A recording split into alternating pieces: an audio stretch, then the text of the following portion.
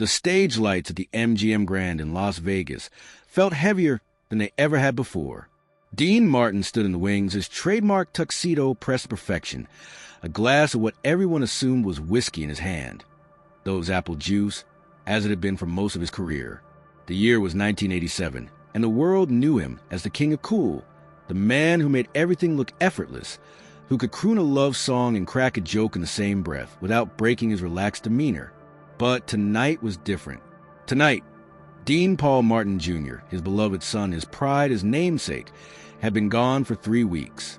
The F-4 Phantom jet had disappeared into the San Bernardino Mountains during a routine training mission with the California Air National Guard.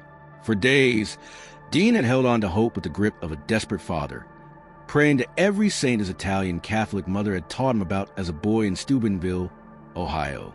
He'd lit candles at the Good Shepherd Catholic Church, whispering the prayers in the broken Italian his father Gaetano had spoken at their dinner table decades ago. The search teams had found the wreckage on March 21st. There were no survivors. The entertainment world had expected Dean Martin to cancel everything. Frank Sinatra had called personally, his voice thick with grief, telling his old Rat Pack brother to take all the time he needed.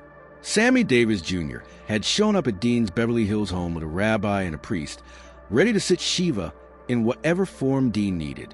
Even Johnny Carson had sent word that the Tonight Show would go dark for a week in Dino's honor if he wanted it to.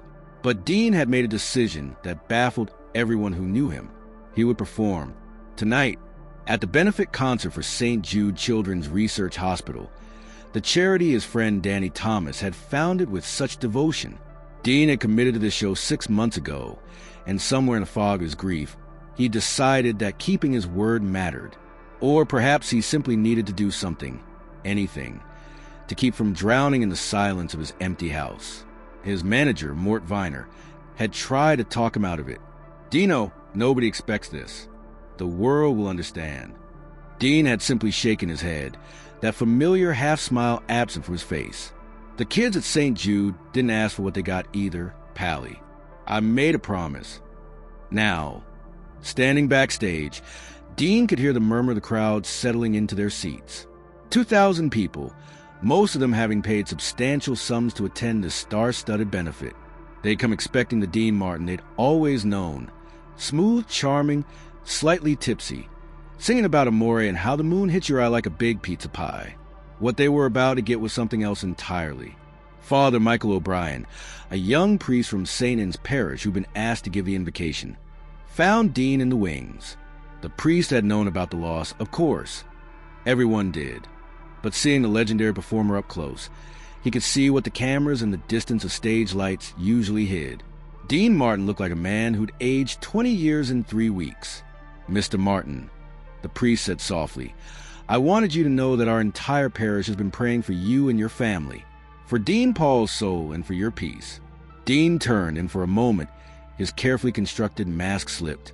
His eyes, those dark Italian eyes that charmed millions, were red-rimmed and hollow. Thank you, Father. I appreciate that. Really do. He paused and added, You think God hears all those prayers? Father O'Brien recognized the question for what it was, not a theological debate, but the raw plea of a grieving father. I believe he does, Mr. Martin, and I believe your son is with him now. Dean nodded slowly, gripping his glass tighter. My mother, she used to say that, Angela Crocetti, tough old bird from Montesilvano, Italy. She'd cross herself every time a storm came through, every time one of us kids got sick. She believed with everything she had. His voice cracked slightly. I wish I had her faith right now, Father. I really do. The house lights dimmed. It was time. The orchestra, led by the great Ken Lane, who'd worked with Dean for decades, began the overture. The curtain would rise in 60 seconds. Stage manager Tommy Rodriguez gave Dean the 1-minute warning, his own eyes sympathetic. Everyone on the crew had known Dean Paul. The kid had been around the studio since he was in diapers, had grown into a fine young man, a talented performer in his own right, playing tennis professionally and acting before answering the call to serve his country as a pilot. Dean set down his glass and walked toward his mark at center stage. His legs felt like they belonged to someone else. Every step required a conscious decision, a deliberate effort against the gravity of grief that wanted to pull him down, down, down into the dark. The curtain rose. The spotlight hit. 2,000 faces looked up at him expectantly. 4 or 5 seconds. An eternity in show business. Dean Martin stood there, unable to move, unable to speak. The orchestra held their position, waiting for his cue. The audience, sensing something was different, fell completely silent. You could have heard a prayer card drop. Then Dean stepped forward to the microphone. His hand, usually so steady when he performed, trembled slightly as he gripped the stand. When he spoke, his voice was barely above a whisper, but in that perfect Vegas acoustics, every word carried to the back row. "Ladies and gentlemen," he began and then stopped. He looked down, gathering himself, and the audience waited with held breath. When he looked back up, tears were streaming down his face, unashamed, unwiped, catching the stage lights like falling stars. 3 weeks ago, I lost my boy, my Dean Paul, my son. The words came out raw, unpolished, nothing like the smooth delivery America knew. He was 35 years old. He was a captain in the Air National Guard. He was a father to my grandson, Alexander. He was the best of me, the best of his mother, and he's gone. The audience sat frozen. This wasn't the Dean Martin they knew. This was a man stripped bare. "I wasn't going to come tonight," Dean continued, his voice gaining a slight steadiness even as the tears continued. "My friends, they told me to stay home, said people would understand, and they would have. You all would have. But you know what my boy said to me the last time I saw him? It was about 2 months ago, and we were having dinner at Musso and Frank's. He loved that place, said it was real Hollywood, not the phony stuff." Dean wiped his face with the back of his hand, a gesture so human and unaffected that several people in the audience began crying themselves. "He told me, 'Pop, you know what I love about what you do? You show up. You always show up. Even when you're tired, even when you're sick, even when the crowd's tough, you show up and you give them everything.' And I said, 'Kid, that's the job.' And he said, 'No, that's not the job. That's character. That's who you are.'" The silence in that auditorium was profound. Frank Sinatra, sitting in the front row next to Barbara Marx, openly wept. Sammy Davis Jr. had his head bowed, his shoulders shaking. Shirley MacLaine gripped her hands together as if in prayer. "So I came tonight," Dean said, his voice stronger now, "because my boy believed in showing up. He showed up every day of his life. He showed up for his country, even though he didn't have to. He was already successful, already had everything. He showed up for his son, for his family, for his friends. He showed up." Dean paused, looking up at the ceiling, at the lights, at something beyond that maybe only he could see. "Before I sing tonight, and I will sing, because that's what Dean Paul would want, I need to tell you all something. Something I learned from my son in his death that I somehow missed in his life. See, we spend all this time trying to be cool, try to act like nothing touches us, like we're above it all. I made a whole career out of that. The drink, the women, the jokes. It was all an act to keep people at arm's length where it was safe." He gripped the microphone stand with both hands now, leaning into it like a man leaning into a strong wind. "But love isn't safe. Being a father isn't safe. Caring about people, really caring, it's the most dangerous thing you can do, because when you lose them, it tears you apart. It's tearing me apart right now, standing here in front of all of you. But you know what else? It's the only thing that matters. The only thing." The spotlight seemed to grow brighter.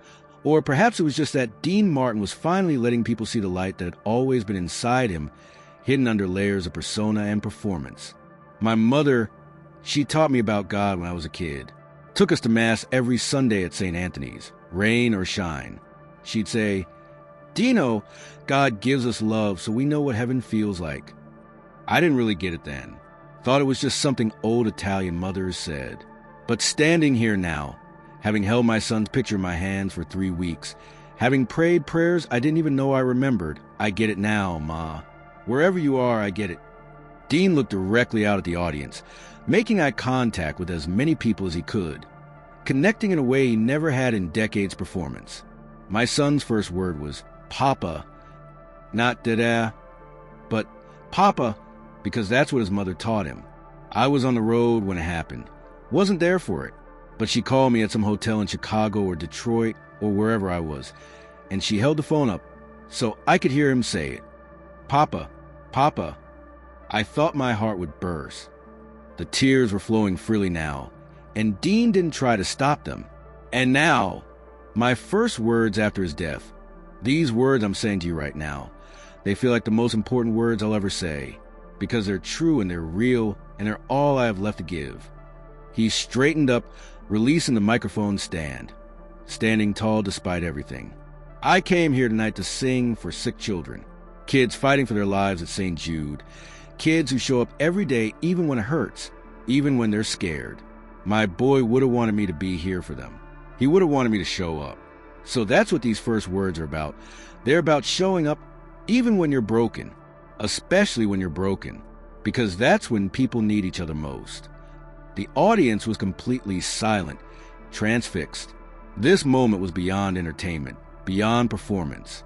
This was witnessing raw human grief transformed into something transcendent. So I'm going to sing now, Dean said quietly.